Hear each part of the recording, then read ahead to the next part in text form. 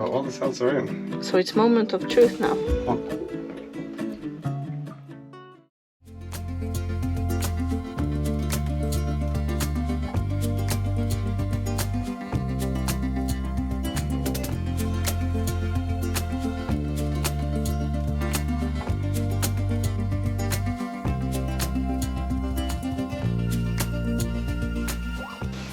The boat is moved.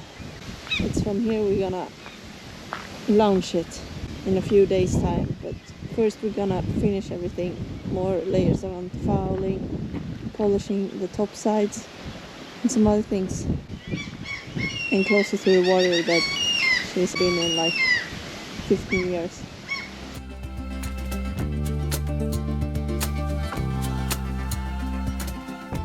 Now we're working on putting on the strainers for the inlets. We're gonna have it on all of them, and we'll attach them with screws and Sigaflex as well. We have here tape so we don't accidentally drill too deep. And yeah, we decided to have a first layer of anti-fouling and then mount these. But we wanted some anti-fouling on the inside as well and on the through hole. It always feels so weird to drill holes in your boat.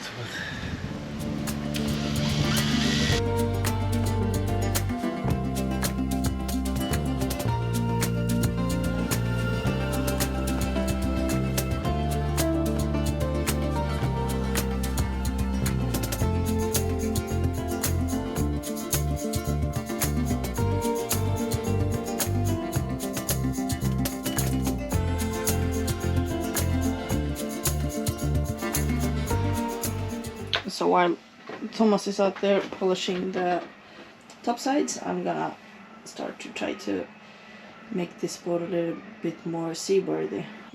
We have been on the boat for some time now, and yeah, working on it, and it's just stuff all over the place.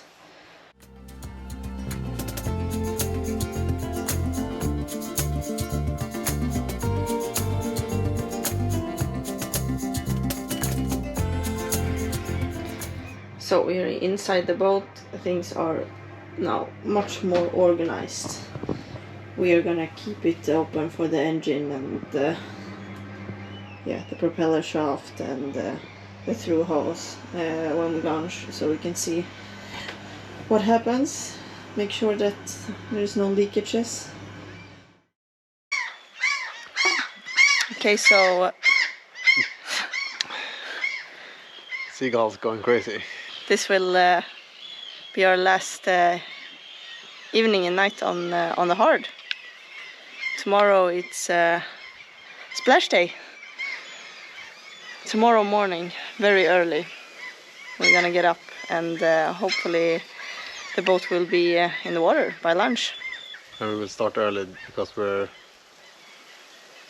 wind's gonna pick up during the day, and it's quite sensitive for wind here where we're gonna lift it into the water. So, and we have basically zero margin on the crane that's gonna lift the boat, so we want as good condition as possible. Yeah, it's a bit of a hassle with the lift because the boat stands on an island, and to that island there's a ferry for cars, but that ferry has a limitation, and they have reduced that limitation since they brought the boat up on land once upon a time. So a weight limitation, yeah. Yeah, weight limitation. So it cannot take as heavy mobile cranes anymore. So we have found like one model that it's possible to strip down. Then they're gonna... You basically remove all the counterweights. So it's reduced to 40 tons, I think, and that's exactly what the ferry can take. And then we need to take the counterweights separately on trucks here. Mm-hmm. And then they build up the crane here and lift the boat, and then it's really no margin at all, because it's quite there's no good dock to lift from really, so you have to lift it quite far out, and yeah, let's hope everything works. Yeah, really hope it does.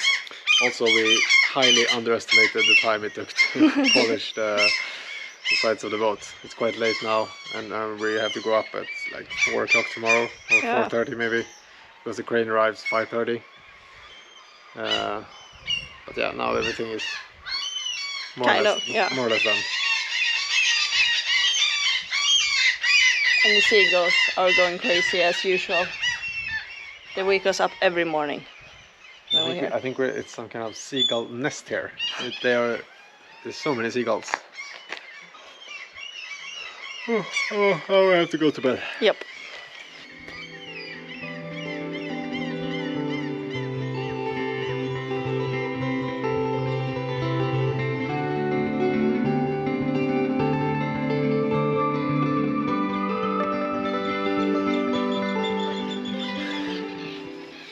Morning. Feel barely awake. Yeah. It's 4:30 in the morning. Now we're gonna go and have some breakfast, and then we're gonna meet up the cranes, and then we're gonna get started on this. And it's a beautiful, calm morning, which is just what we want. It's gonna get a little bit windier after lunch, so we hope we get this done before then.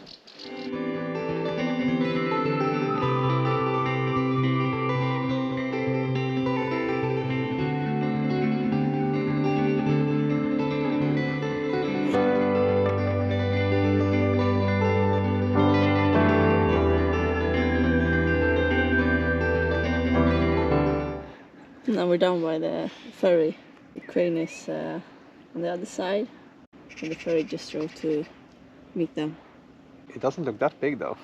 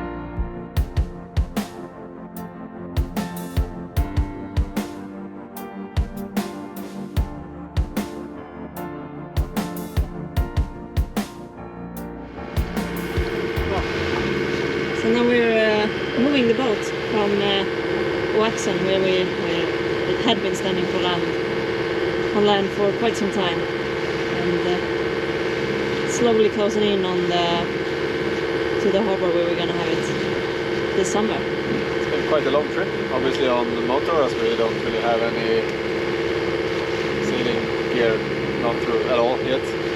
There hasn't been any wind at all today anyway, so it's really tiresome, and we haven't really put the interior together around the motor, so it makes a lot of noise. But we wanted to have it that so we could keep an eye on it. Yeah, just monitor everything. And everything has been fine. The only thing that happened was that we had some leakage from the seawater pump. The shaft seal is leaking, which is, I guess, quite expected after standing still for so long time. But it's only been dripping a bit now, so it hasn't been that big deal. We have to fix it later on. Otherwise, everything has been working really good, I would say. Then we run the autopilot. We have used it the entire day. Yeah. Really nice. And of course, really good. A bit tired though. Yeah. In the long trip, it was quite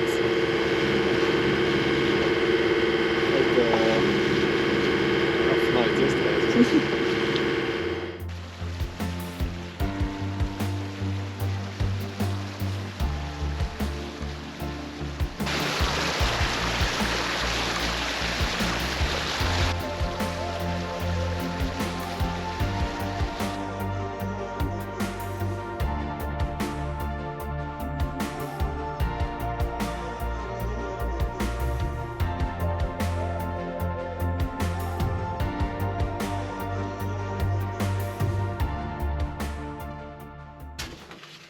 So now we're gonna have the boat. Oh, sorry. My legs are... I can barely feel them. I've been sitting here for too long. So now we are in the water. We are on a mooring buoy, and we're working. Yeah. Our main goal for now is to make the boat livable, so it's easier for us to be here for longer periods of time doing stuff. And the first mission for that is to get some electricity.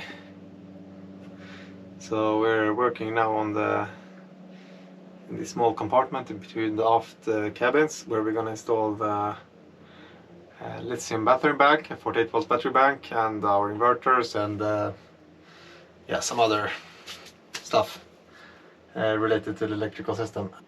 First up is that we're gonna paint this place. We think that it used to be a generator here, but now it's installed in the front instead.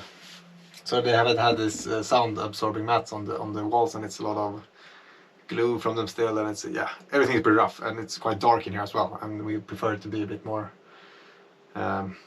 light, so it's easier to just see everything and have a good overview of all the stuff you install here. We have taken away a lot of the things that were installed here. There's cables everywhere, and it's also really nice because you always find stuff when you do this. I mean, now we just took away the autopilot drive unit, and then we realized that that one was not really properly attached. It was some of the bolts were loose. I think it's really nice to take things apart, and because you learn to, you know your boat better, and you make sure that everything is good and properly installed.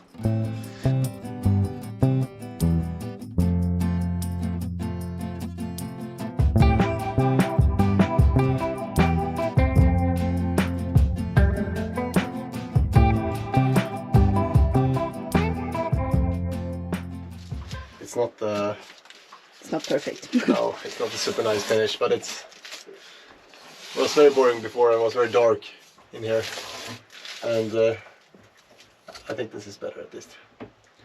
The walls are going to be covered up with stuff anyway.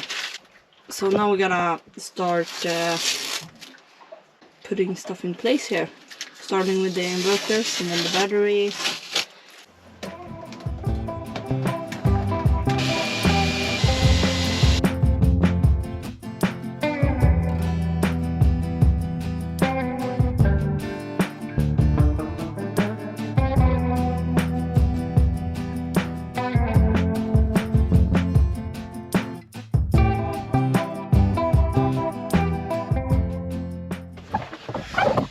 Okay, so both inverters are in place. They're not in the same position as we intended to put them in from the beginning. Then we intended to have one here and one on this wall instead. We have realized that we have a lot of things that we want to put in here, and to really optimize the space, we choose this position instead. And obviously we're violating a lot of the ventilation recommendations from Victron. But as this setup is quite over-dimensioned, it's really, I think we've talked about this before as well in our previous videos, but the dimensioning of this is really to be able to handle very short peak loads, so that we don't have to think about what appliances we use at the same time. Let's say we are, I don't know, the dishwasher is running and you want to do the induction cooker at boost, and you should not have to think about what you're running at the same time. So we're talking about very short periods of time, and I don't think we will really develop that much heat, but we'll see. I mean, worst case, we will get too hot and it will start to derate and we won't have the full power. Then we just have to change them or place them in another way.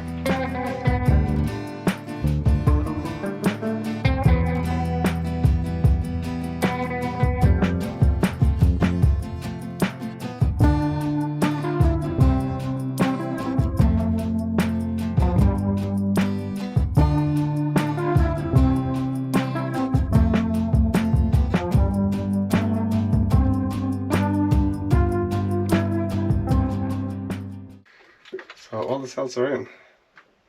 What's next? Getting the BMS in place, or? Oh, just gonna First, I think we'll just compress this first, so everything is in place where it should be, and then we'll mount the BMS.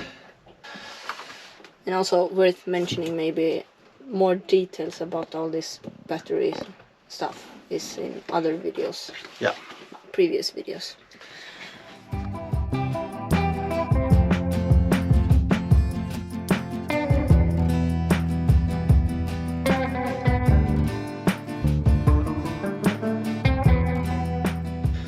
Okay, so all the bus bars are in place and all the cell cabling. I just did all this from a photo that I took before, and now I'm just going to measure it all up to make sure that they are in the right order. I'll just measure it twice, or maybe 3 times, to make sure it's really right, and then it's ready to connect the BMS.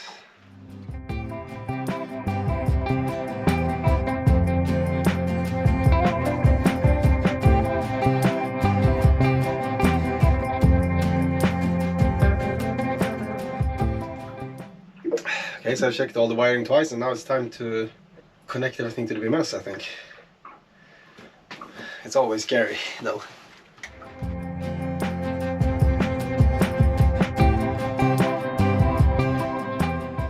Everything is in place, so I think it's time to start up the BMS. For the first time. Let's see what it says. Seems like it's alive. Let's check the app. Everything looks fine. Quite high cell voltage difference, but it's been sitting for quite some time now as well, so... Really nice to have the battery up and running. Still a lot of things to do before we're done, but before we can actually use it.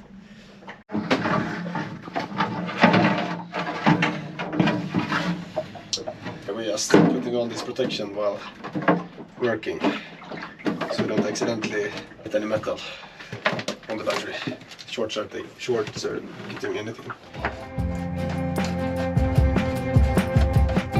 Okay, so we got our 2 AC cabinets in place here. This one is for our shore power and generator, and then an automatic transfer switch, and then it goes to AC in to the inverters, and then comes back as AC out to this distribution box, where we will connect all the loads in the boat. Nothing is connected right now, and everything here is very... We're gonna redo this later on, but we don't have for the cable glands, we don't have the nuts, so we can't do a proper installation. And we're also gonna make a nicer installation later on with all the cable management. But now we just wanna hook everything up and make sure. First of all, because we really need power in the boat. We're on a mooring buoy and we don't have we don't have any power really, so it's very hard to do any work here. So we just want to hook everything up, make sure it works, and then we're gonna tidy everything up later on. We have to just go through everything one more time as well, make sure everything is correct. So it's moment of truth now, right? Yes, always as scary. I think everything is in place to start up the system and see if the multi-pluses comes alive, and if the sailboat GX comes alive as well. Let's see, so we start with this switch off.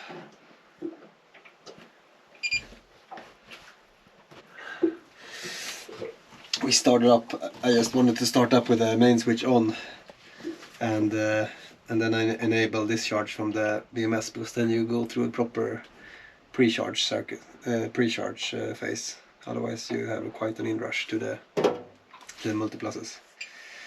Off. On.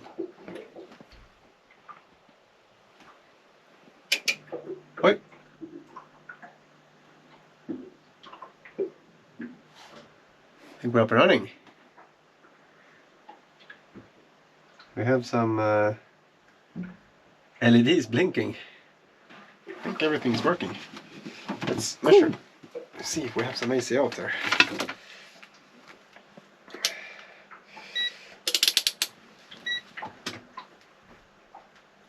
Let's see if I can access it somewhere.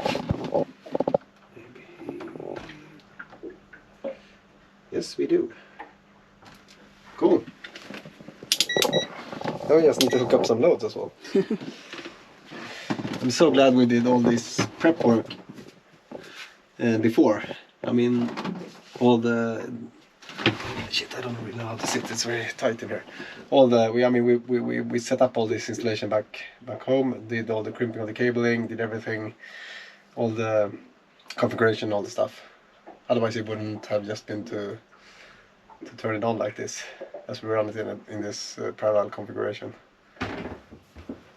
Where is it? I haven't even seen where. Is there an outlet in there? Far from it.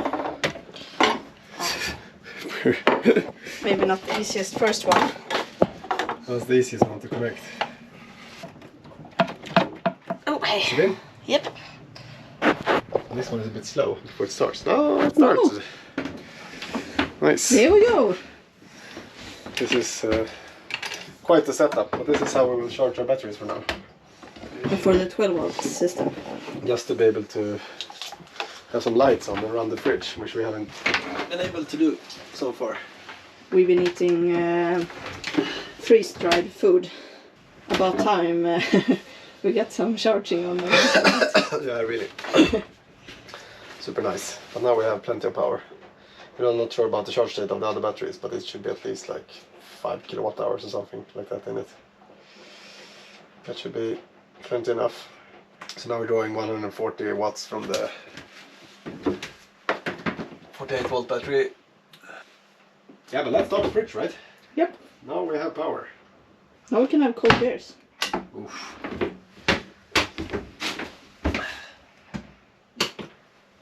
It's been okay, but it's been quite primitive without any electricity. When you can't run the fridge, we could barely have lights on here. Yeah. Water here. Yeah. Yeah. It's been quite simple the last couple of days, but it's been nice. Yeah. We're in the water. Now we have electricity. Check. Feels really good. Now let's have some dinner. Mm.